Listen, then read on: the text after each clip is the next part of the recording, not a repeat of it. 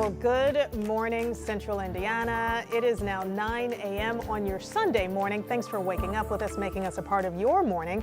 I'm Karen Campbell in for Matthew Fultz this morning, here with Lindsay Monroe, and we want to really get into the weather today because, I was talking about, we actually were talking about just puddling around parts of downtown Indy today. Yeah, and basically all throughout the state, there's going to be standing water.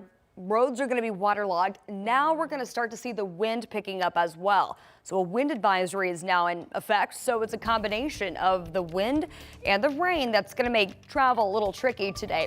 Wanted to take you up the 65 corridor. This is going to be near State Road 47. So just kind of northwest of the Lebanon area, closer to that Thorntown exit off of I-65, where we have a very steady rain that is falling, obviously accumulating here on the camera lens. And we want you to be prepared for the potential of some standing water, not just on local city streets, but really all throughout the interstate systems as well. Here's a look at live Doppler 13 radar looping over the past hour. Most of that more organized, steady rainfall has been over on the western side of the state over the past hour, but everybody still anticipating this moving from west to east today, especially into this afternoon.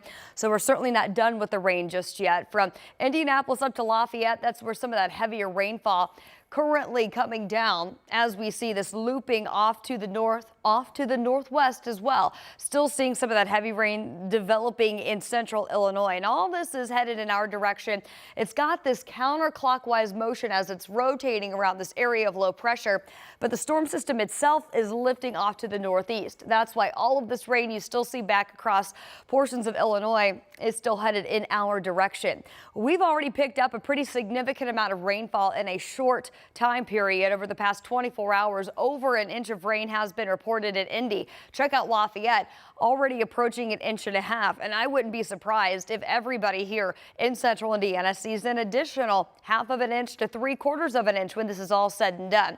Mentioned that wind advisory. It is now in effect for most of the state. This will run through 8 o'clock this evening as 40 to 50 mile per hour wind gusts will be possible. This is going to start over on the western side of the state with those strong wind gusts wrapping around the backside of that low pressure core.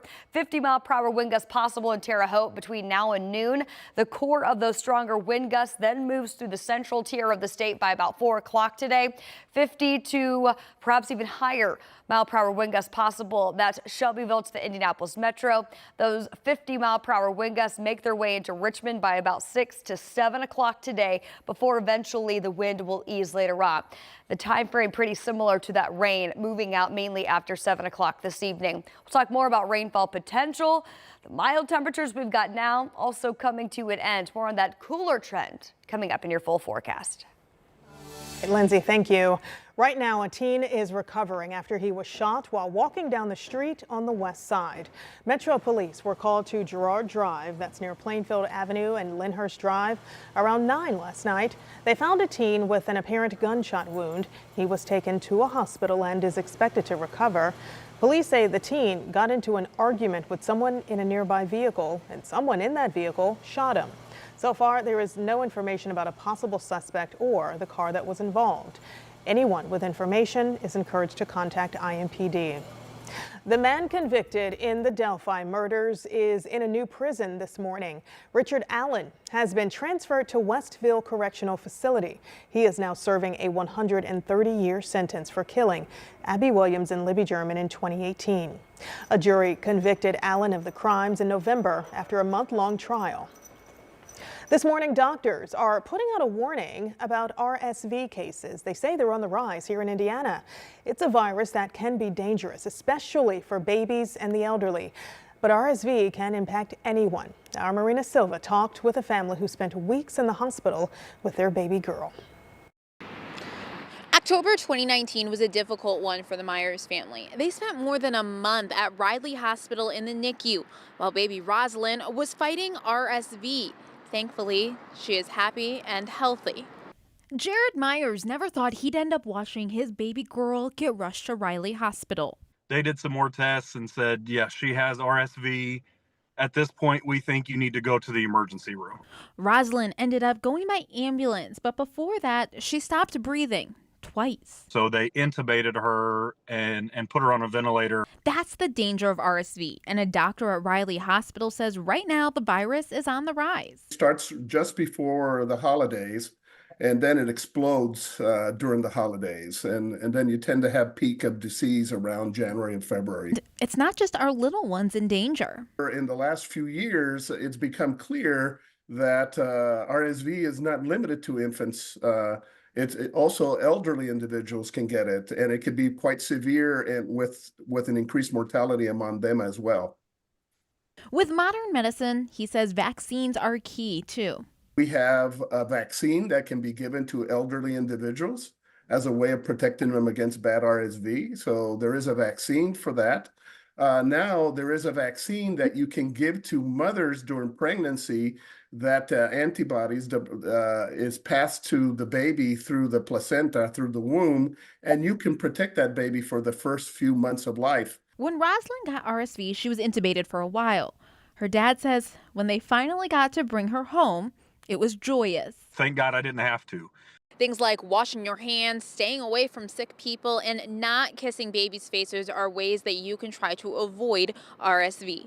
Reporting in Indianapolis, Marina Silva, 13 News.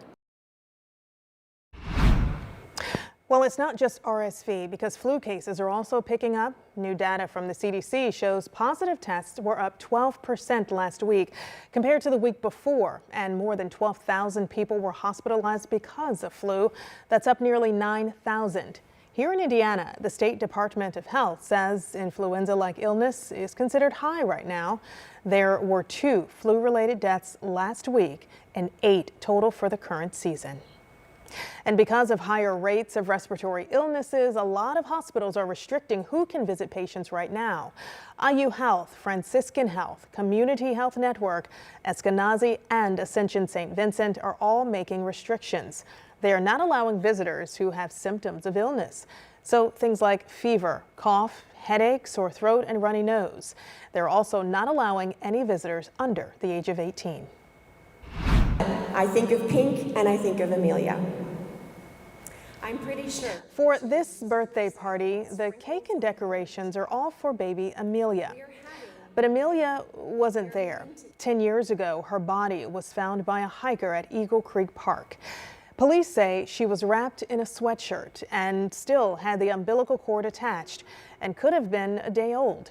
Since that winter night, Linda Nacho was with the He Knows Your Name organization, wanted to give Amelia and other abandoned babies the honor they never got to see. She is not just a number. This is not just like an issue, right? Or a social problem we have of abandonment. She was a human being, and her life was thrown away. After Amelia's death, over 140 baby boxes were installed in Indiana. The one at Carmel Fire Station 345 has the most babies surrendered to. New this morning, a longtime Broad Ripple business has closed. Casbah Bar shut its doors after nearly 40 years. The Guilford Avenue staple was known for its Reggae Revolution Sundays. Its final night of operation was last Saturday.